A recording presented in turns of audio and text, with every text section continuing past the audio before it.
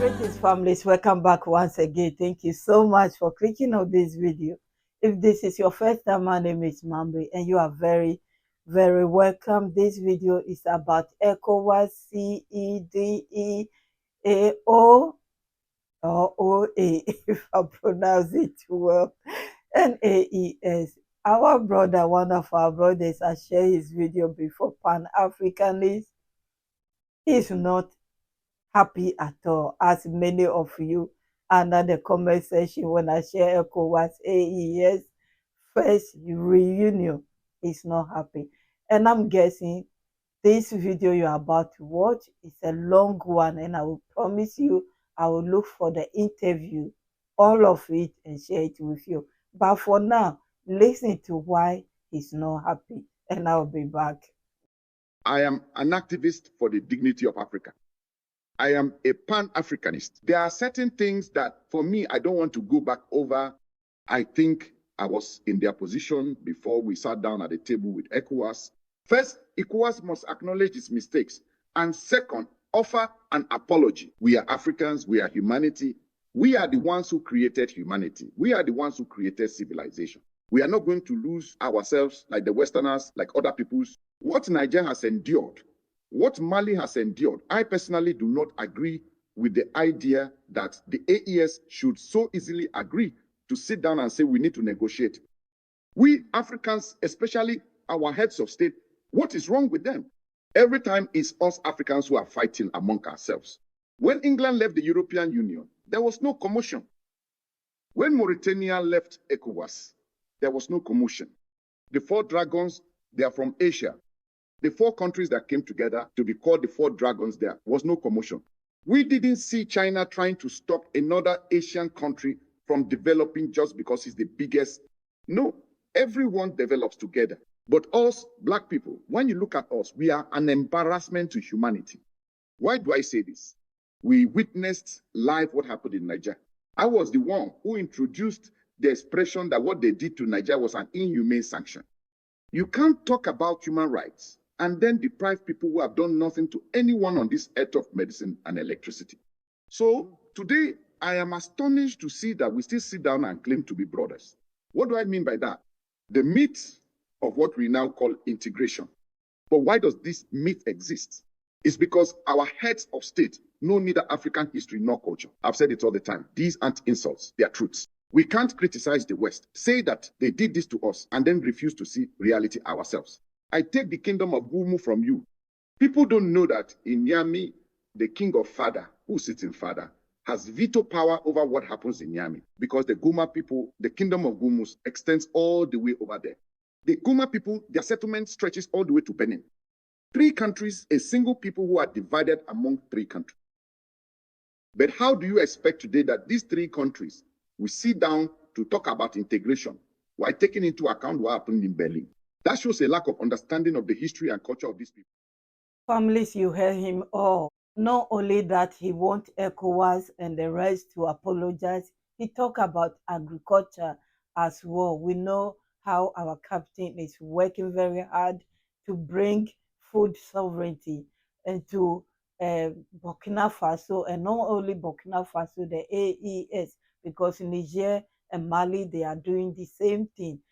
I think I would answer as Laurent Gbagbo says, agriculture must be the engine of our development, with culture itself being the race. I believe that in any case, we are on that path. And what does that mean? The way we see investments in agriculture today, it will lead us to the industrialization of the country. You can already see that the president has, in any case, inaugurated the opening of this cashew nut factory. And you can also see with Sopato, the opening of factories for processing tomatoes. What people often forget is that it was agriculture that created capitalism, that created capital, back when Africans were taken to be subjected to slavery in America. In history, there is a habit of lying and twisting the facts to say that people went to Africa to take slaves. Africa has never produced slaves. They took strong Africans who were brought to America, who worked on coffee plantations, corn plantations, cotton plantations, sugar plantations, and others. And it is this that gave rise to capitalism and the industrialization of the United States. So with Burkinabe as well, Africans, we had this experience of colonization where we were exploited. We, Burkinabe in particular, were exploited on plantations and in the fields in Cote d'Ivoire. And I think that in return today, with all the political will of President Ibrahim Traore, we are also going to work concretely so that agriculture develops in Burkina. And as a result, this will lead to the industrialization of the country. So for me, this investment is a crucible for training. This investment is a crucible for production. And also, as you said, will it bring about structural change? We will also need to support it with a kind of awareness campaign that will help people understand what we call local consumption. People need to understand that consuming local products also means encouraging their own production. So in a word, I would say that this is a futuristic vision that we are, it's a futuristic path that we are taking. And I think in this regard, we must commend, in any case, the political commitment of President Ibrahim Traore. We must commend the various stakeholders and also commend the Minister of Agriculture. Thank you so much, families, for listening and watching. Yes, he has a valid reason why he's not happy and he wants them to apologize. And it is good that AES do not go to any of the other countries, but rather they came to meet them at Mali to discuss this issue. And I was telling you, look at the body language when the meeting was going on, what is going on in their mind, and it shows in their faces. But our brother is not having it. They have to apologize, even though we need to unite. What they did is abomination. It's unbelievable.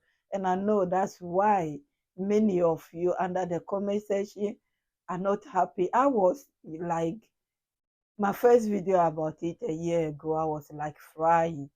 I didn't like it at all. Because we are one, because we are the same people. And it's just a shame that some leaders think in these modern days we are in how many years ago I don't know where their minds and their brains. I'm sorry, but it is what it is. What they did was absolutely wrong, and it has affected a lot of people. It has made a big history, not good one, nasty and bad history that generation will remember, and will remember their names, those involved.